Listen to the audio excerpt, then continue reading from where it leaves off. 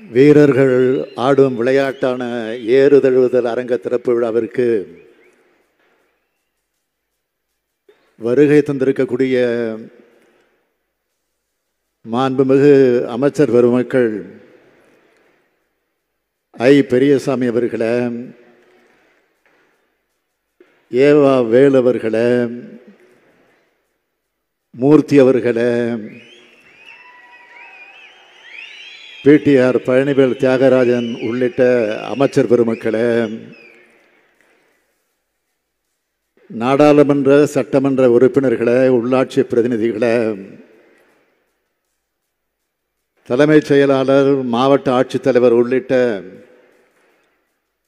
அரசு உயர் அலுவலர்களே, வீரம் செறிந்த காளைகளை வளர்த்த குடும்பத்தினர்களே, காளைகளை தழுவதற்கக்கூடிய இளங்காளையர்களே, பத்திரிகை ஊடகத்துறையை சார்ந்திருக்கக்கூடிய நண்பர்களே, அனைவருக்கும் வணக்கம். வீரத்தீர விளையாட்டு களத்தை திறந்து வைக்க வந்திருக்கிறேன். மதுரையை தூங்கா நகரம் என்பார்கள்.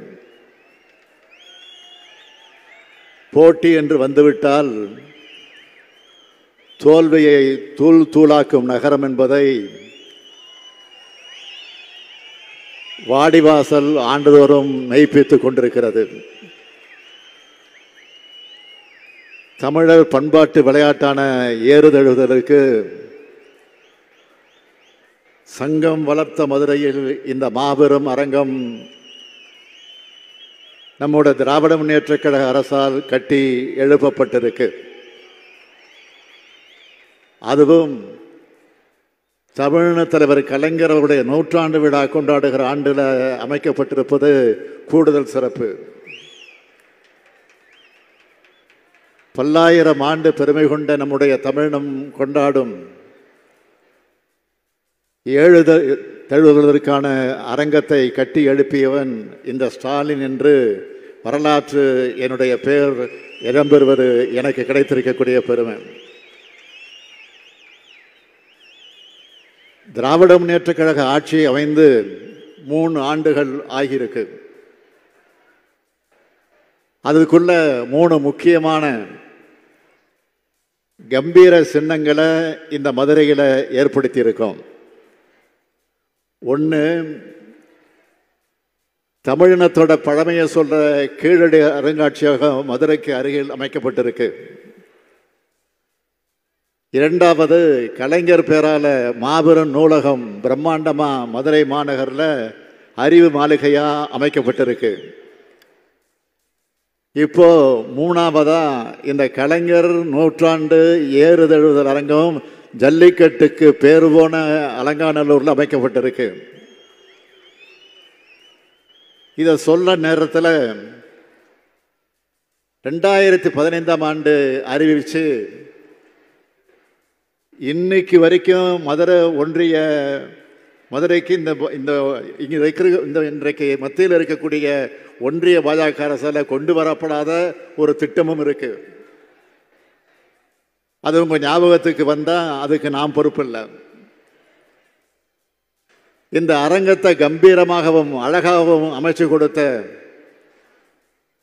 பொதுப்பணித்துறை அமைச்சர் மாண்புமிகு ஏவா வேலு அவர்களை பாராட்டுகிறேன், வாழ்த்துகிறேன். அவரோட சாதனை பட்டியலில்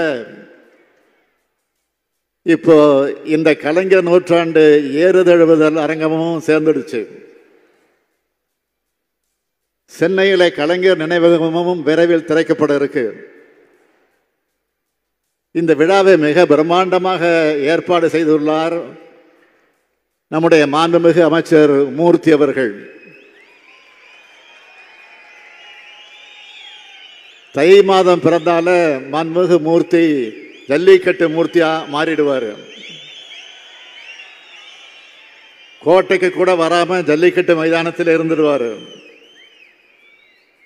அந்த அளவுக்கு ஏறுதழுதலுக்கு தனது உயிராக கருதக்கூடிய மூர்த்தியை நான் பாராட்டுகிறேன், வாழ்த்துகிறேன். இங்கே அமைஞ்சிருக்க இந்த பண்பாட்டு சின்னம் தமிழினத்தினுடைய பண்பாட்டின் மரபின் தொடர்ச்சி. சிந்து சமவெளி காலத்து முத்திரைகள்லேயே திமிழ் காளைகள் இருக்கு. அதில் காளைகளோட நேர்கொண்ட பார்வையை நாம் பார்க்கலாம். பல்லாயிரம் ஆண்டுக்கு முன்பு இருந்த ஓவியங்களில் திரண்டு தொங்கும் தாடை, அகன்று வளைந்த கொம்பு கொண்ட காளைகள் இருக்கு. ஏன் கீழடையில் திமிழில் உள்ள காளையோட முழு எலும்புக்கூடு கிடைச்சிருக்கு. முல்லை நில மக்களோட வீர விளையாட்டா இருந்திருக்கு. பழந்தமிழ் இலக்கியங்களையும் இதை பற்றி உயர்வா பாடப்பட்டிருக்கு. எழுந்ததுகள் ஏற்றனர் மார்பு கவிழ்ந்தன மறுப்பு கலைஞனர் பலர்னு ஏறு தழுவுதல் காட்சியை நம்ம கண் முன்ன கொண்டு வந்து காட்டுது கலித்தொகை. தை மாதம் தொடங்கி பொங்கலுக்காக முதல் 3 நாள் அரசு கருவூலத்தை தவிர மற்ற பொது அலுவலகங்களில் மூடணும். பிரிட்டிஷ் ஆட்சி காலத்தில் கவர்னர் அறிவிச்சிருக்கார். தமிழர்களோட பண்பாட்டை சரியாக அறிந்தவர்களாக அந்த காலத்து கவர்னர்கள் இருந்திருக்கிறாங்க.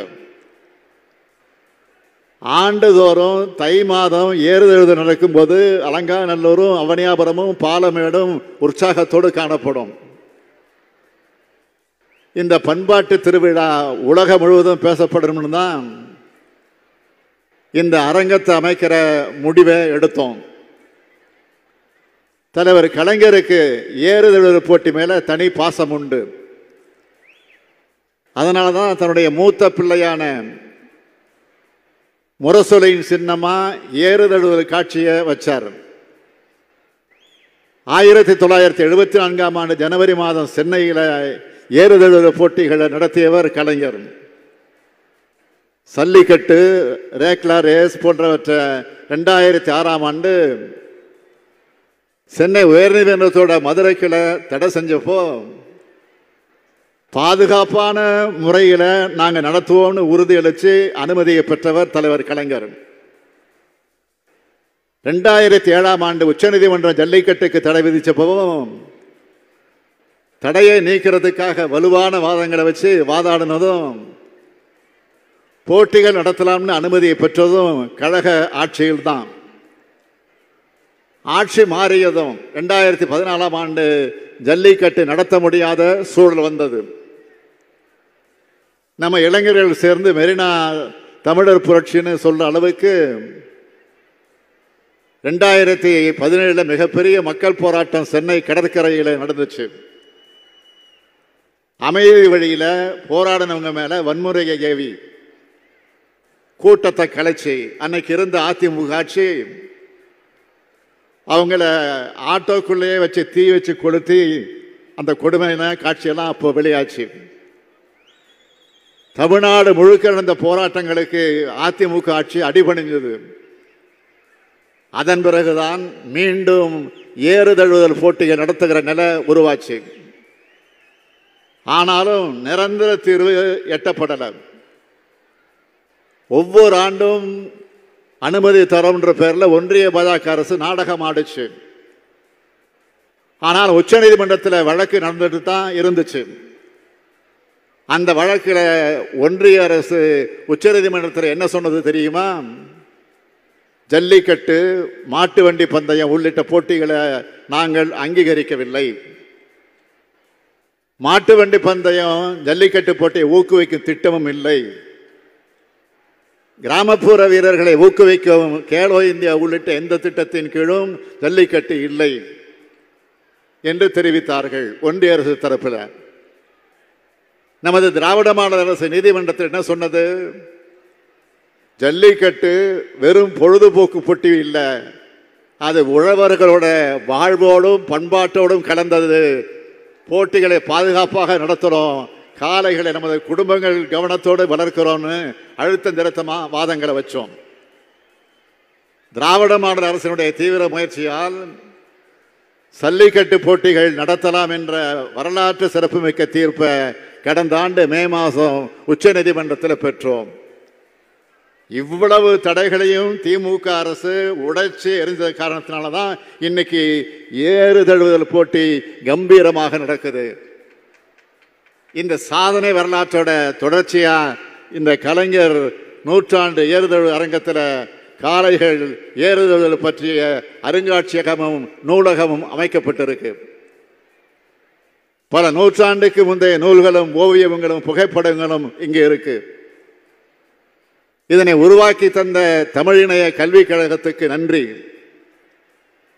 அன்னை தமிழ்நிலத்துக்கு பேரறிஞர் அண்ணா தமிழ்நாடு என பெயர் சூட்டினார். தமிழுக்கு செம்மொழி தகுதி பெற்று தந்தார் தலைவர் கலைஞர். இன்னைக்கு தமிழர் பண்பாட்டு அடையாளமாக ஏறுதழுதலுக்கு நம்ம திராவிட மாடல் ஆட்சி அரங்கம் அமைச்சிருக்கோம். இந்த தருணத்தில் நான் உங்ககிட்ட கேட்க விரும்புவது, சாதி பிளவுகளும் மத வேறுபாடுகளும் தமிழர் ஒற்றுமையை சிதைக்க பிற்காலத்தில் உருவாக்கப்பட்டவை என்பதை உணர்ந்து தமிழர் என்ற நமது அடையாளத்தோடு இது போன்ற பண்பாட்டு திருவிழாக்களை ஒற்றுமையாக நடத்துவோம். இந்த அரங்கில் காளைகள் வீரமாக களம் இறங்கட்டும், காளையர்கள் தீவிரமாக காளைகளை தழுவட்டும். தமிழர்கள் அனைவரும் ஒற்றுமை உணர்வோடு கண்டுகளிப்போம். தமிழ் வாழ்க, தமிழ்நாடு வாழ்க, வீர விளையாட்டான ஏறுதழுவுதல் வெல்க. நன்றி, வணக்கம்.